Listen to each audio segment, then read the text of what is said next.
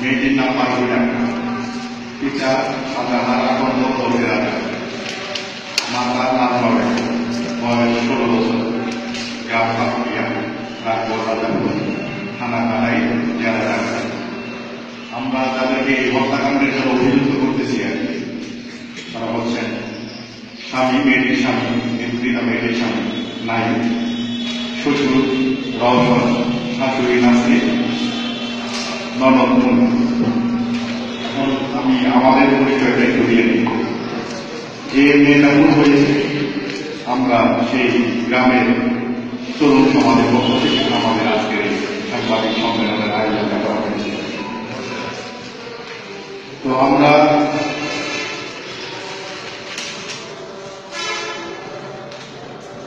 আমি ব্যক্তিগতভাবে মেয়েটি খুব নিকট সম্পর্কীয় না, রক্ত সম্পর্কীয় না, দূর সম্পর্কের চাচাতো ভাই। ও হচ্ছে স্বামী, আমি মেয়েটি চাচা, ও ইয়ামি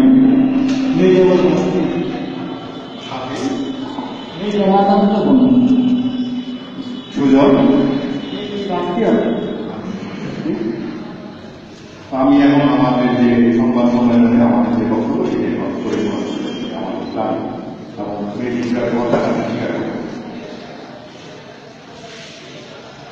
খুন হওয়া 16 বছর বয়সী পারভিন আক্তার নামের মেয়েটি প্রথম বিয়ে হয় 2014 সালে।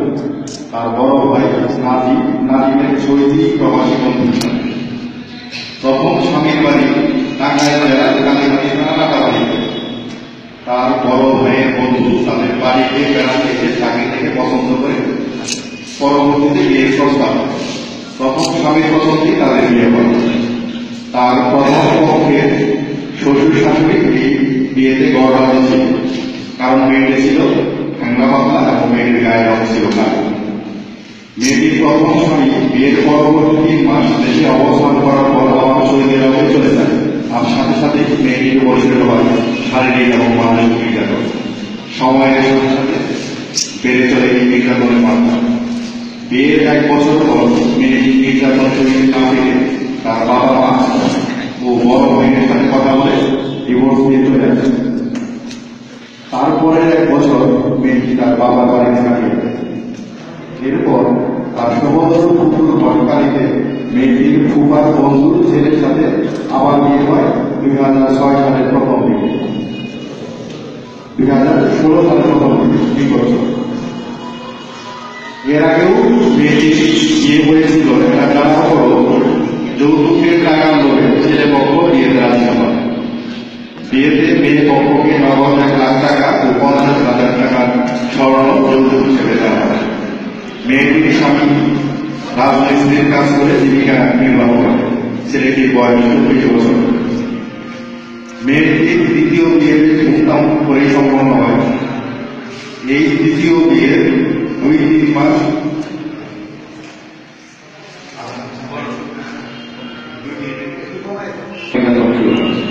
যেহেতু এটা মেয়েটার দ্বিতীয় বিয়ে এবং এই বিয়েতে তার পরিবারকে অনেক টাকা যৌতুক হিসেবে দেওয়া হয়েছে, ফলে সে তার উপর করা নির্যাতন মুখ পরিষ্কার করতে থাকে। মেয়েটি যতই সহ্য করতে থাকে পাল্লা দিয়ে বাড়াতে থাকে নির্যাতনের মাত্রা। মেয়েটি খুন হওয়ার আগে শেষ তার বাবা বাড়িতে আসে বিগত অক্টোবরের 17 তারিখ 25 তারিখে তার বাবা তাকে তার শ্বশুর বাড়িতে পৌঁছে দিয়েছে। 25 তারিখ রাতে মেয়েটির স্বামী নাই তাকে মারধর করে, মেয়েটির গালে এমনভাবে চড়াবার খাইয়ে মেয়েটির নাক থেকে তার নাকপুর খসে পড়ে যায়। মেয়েটি মাকে রাগে ক্ষোভে বাস খাওয়া বন্ধ করে থাকে। 27 তারিখ সকালবেলা তার শ্বশুর বাড়ির পাশে ফুফুর শ্বশুর বাড়িতে ধান শুকাতে যাবে। বেলা প্রায় 9টার দিকে মেয়েটির নরম ভঙ্গি তাকে সেখান থেকে ডেকে নিয়ে আসে। পৌঁছার সাথে সাথে স্বামীর সাথে মেয়েটির কথা কাটাকাটি হয়। এক পর্যায়ে স্বামী তাকে মারধর করতে শুরু করে, মার ধরে তার ননদ ও শ্বশুর শান্তি চলে। এই ননদের শোনা যায় এই ননদের সবচেয়ে বেশি নির্যাতন করে। যেমন কয়েকদিন ধরে না খাওয়া পারবে মার ধরে পর্যায়ে মারা যায়। মেয়েটির মৃত্যুর ঘটনাটি ঘটে সকাল 10টার দিকে। যাই মেয়েটিকে নির্যাতন করে বেড়ে ফেলার বছরের দায় থেকে রেহাই পাওয়া যায় এবং মেয়েটির নাম ঘরের গণনার সাথে জড়িয়ে রাখা হয়, যাতে লাশের গলায় দাগ করে এবং এটাকে ফাঁসির মৃত্যু বলে চালিয়ে দেওয়া হয়। সকাল 11টার দিকে মেয়েটির মৃত্যুর খবর তার বাবাকে ফোন করে জানায় মেয়েটির ফুফু। শ্বশুর বাড়ির কেউ না, মেয়েটি ফুফু জানে। মেয়েটির বাপের বাড়ির লোকজন একটা পিকআপে করে টাঙ্গাইল বীরের একটা গ্রামে 12:30টার দিকে পৌঁছায়। সেখানে গিয়ে মেয়েটির লাশ তার বিছানায় শোয়ানো অবস্থায় দেখতে পায়। তারা লাশের বিভিন্ন জায়গায় দেখতে পায় মারধরের চিহ্ন। মেয়েটির বাপের বাড়ির লোকজন মেয়েটির শ্বশুর বাড়ির লোকজনকে ফাঁসির দড়ি দেখাতে বললে তাদেরকে জানানো হয় মেয়েটি ফাঁসি দিয়েছে, তার গলার বর্ণ হয়েছে। আর ঘরের দরজার সাথে মেয়েটির ফাঁসি দিয়েছে বলে জানানো হয় যে ঘরের দরজার সাথে তা মেয়েটির পক্ষে কোনো মতে আগানো হওয়ার কথা নয় বলে তারা আমাদের গ্রাম থেকে দেখতে যাওয়া এক বয়স্ক। ঘটনার পর টাঙ্গাইল মডেল থানায় একটি অপমৃত্যু মামলা হয়। মেয়েটির লাশে একটা ময়না তদন্ত করা হয়েছে, তবে ময়না তদন্তের রিপোর্ট এখনো সম্পন্ন হয়নি। মেয়েটির মৃত্যুর পর ওই এলাকার মানব পর্যায়ে যোগসাজশে মেয়েটির দরিদ্র ও দুঃখী পিতার সম্পত্তিতে মাত্র 1.5 লাখ টাকার বিনিময়ে আপস মীমাংসা করা হয়। সেই মীমাংসায় মেয়েটির পিতা তার মেয়ে মানসিক বিকৃতি সম্পন্ন ছিল এবং তার মেয়েটিকে উদ্ধার করে সে নিজেই ফাঁসি দিয়ে আত্মহত্যা করেছে বলে সম্পত্তি জ্ঞাপন করে। নভেম্বরের 4 তারিখে স্বামীর বাড়ির লোকজনের কাছে নির্মমভাবে খুন হওয়া মেয়েটির বাবা পাকুড়িয়া গ্রামের এক মাতাব্বরকে সাথে নিয়ে মেয়েটির শ্বশুর বাড়ি থেকে 1.5 লাখ টাকা নিয়ে আসে। তবে মেয়েটির বাবার বাড়ি পাকুড়িয়া গ্রামের সচেতন সহ নভেম্বরের 4 তারিখে সকাল 11:30টার দিকে হামিদপুর পাকুড়িয়া রাস্তায় মানববন্ধন করে। মানববন্ধন থেকে বাঙালি হত্যা সুষ্ঠু তদন্ত বিচারের দাবি জানানো হয়। এখানেও আমরা কিশোরী পারভীন হত্যার সুষ্ঠু তদন্ত ও দৃষ্টান্তমূলক বিচারের দাবি জানাচ্ছি। এই হত্যাকাণ্ডের নিরপেক্ষ বিচার শুরু করার পর্যন্ত পারভীন হত্যার বিচারের দাবিতে আমাদের এই আন্দোলনকে আমরা এক পা পিছপা হব না। নিবেদন এলাকার তরুণ সমাজের পক্ষ থেকে আমি গ্রাম পাকুড়িয়া কাজঘটনা যাব থানা ঘরের জেলা। এখন আমাদের এই যে লিখিত বক্তব্যের উপর ভিত্তি করে সাংবাদিক ভাইয়েরা আপনাদের যদি কোনো ধরনের প্রশ্ন থাকে তাহলে আমরা আমাদেরকে সেই প্রশ্নটি জিজ্ঞেস করতে পারি।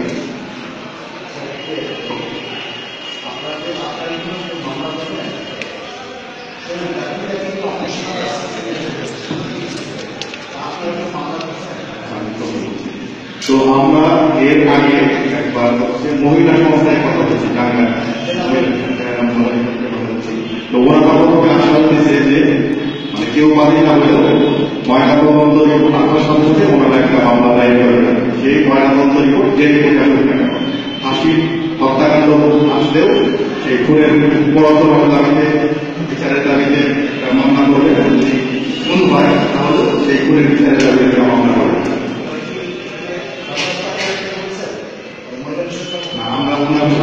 ওনারা বলছে যে ময়না তদন্ত রিপোর্ট আজ পর্যন্ত মামলা করবেন না, ময়না তদন্ত রিপোর্ট তাতে পাওয়ার সাথে সাথে তারা মামলা করবেন।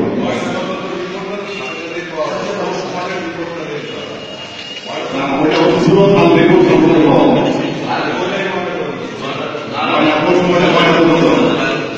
কিন্তু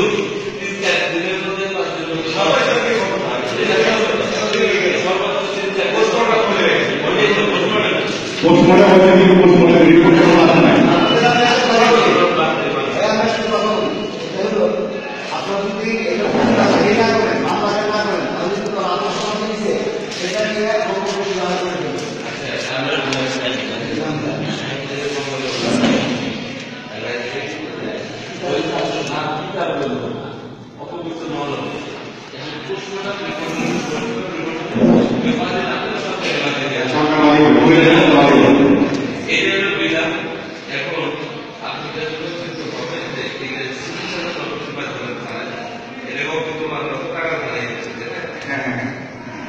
ঠিক আছে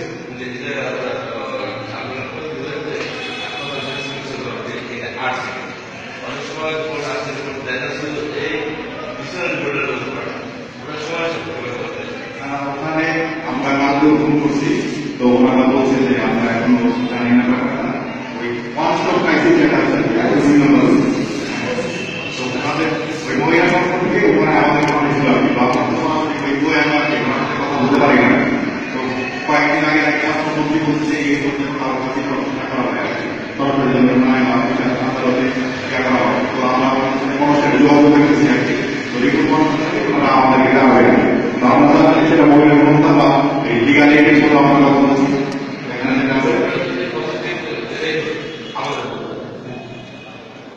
হ্যাঁ অবশ্যই আপনারা আমি হয়তো সেক্রেটারি সাহেব আছেন সকলকে হয়তো ফোন ব্যবস্থা আমি ফোন করে জানিয়ে দেবো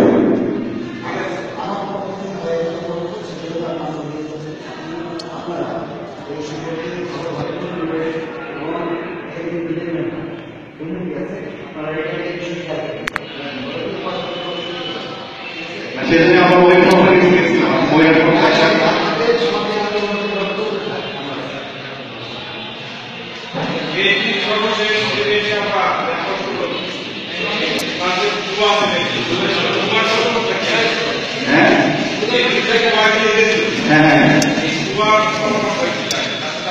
হচ্ছে যে আমরা বিলের কাছ থেকে দেওয়া হয় তো এই যে মেয়ের বাবা যে 1,000 টাকা দিয়ে আহত হয়েছে সে তো বেলাটা নিয়েছে স্পষ্ট কিন্তু বলতেছে যে মেয়েটির ঘুম নাকি তাকে ঘুমকে দিচ্ছে যে এইটা যদি তারা না করে তাহলে নাকি এই মেয়েটির উপরে রাস্তা দিয়ে শুরু হবে এইটা হচ্ছে মেয়েটির বাবার কথা হ্যাঁ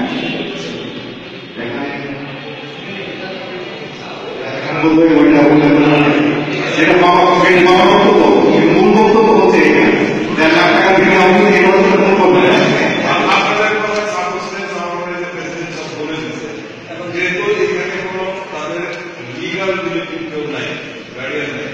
আর আপনারা ডিপেন্ড করতেছেন পোস্টমর্টম রিপোর্টের পোস্টমর্টম রিপোর্টটা কি হয় সেটা আমাকে একটু কনসাল্ট করে জেলা তারা পারি না ব্যাপারটা আমরা নিয়ে